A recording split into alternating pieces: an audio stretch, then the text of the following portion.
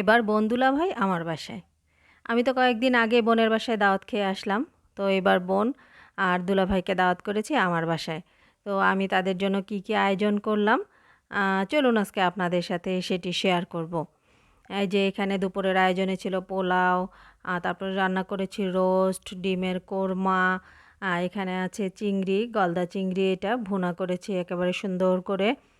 আর এখানে আছে রুই মাছের ভাজা। মাছের ভাজার এই রেসিপিটি দেওয়া আছে। এখানে রান্না করেছি আলু গোশত। তারপরে এখানে পুঁইশাক দিয়ে চিংড়ি মাছ। এখানে ছিল মজার একটা সালাদ, শসা, পেঁয়াজ, ধনিয়া পাতা, কাঁচামরিচ দিয়ে পেঁয়াজ। আর এখানে জলপাই, তারপরে মাছ, ধনিয়া পাতা দিয়ে সুন্দর করে একটা টক রান্না করেছি, জলপাইয়ের টক। এটা খেতে খুবই চমৎকার ছিল। তো এই খাবারগুলো ছিল দুপুরের আয়োজনে।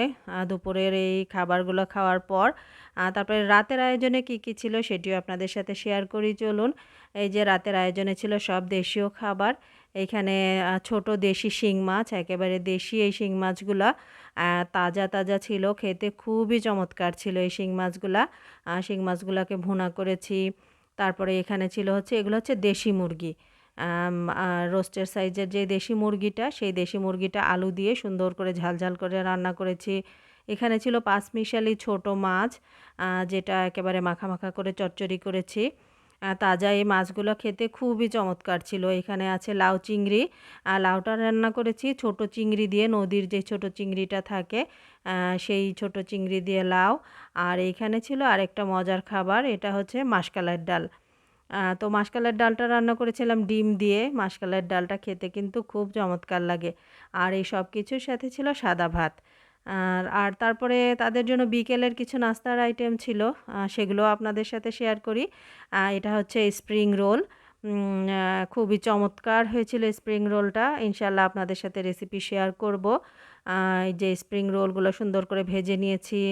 এছাড়া ছিল এই যে কিছু ফল, আম।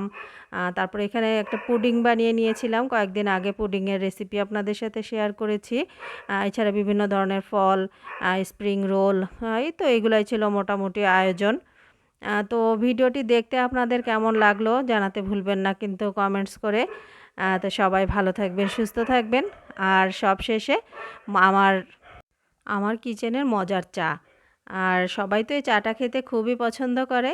তো কেমন লাগলো আমার আজকের ভিডিও? সবাই আমাদের জন্য দোয়া করবেন। আপনাদের জন্যও রইলো অনেক অনেক দোয়া এবং ভালোবাসা। আবার চলে আসবো প্রতিদিন নতুন নতুন কোনো ভিডিও নিয়ে। সেই পর্যন্ত ভালো থাকবেন, সুস্থ থাকবেন। আজ এই পর্যন্তই। আল্লাহ হাফেজ।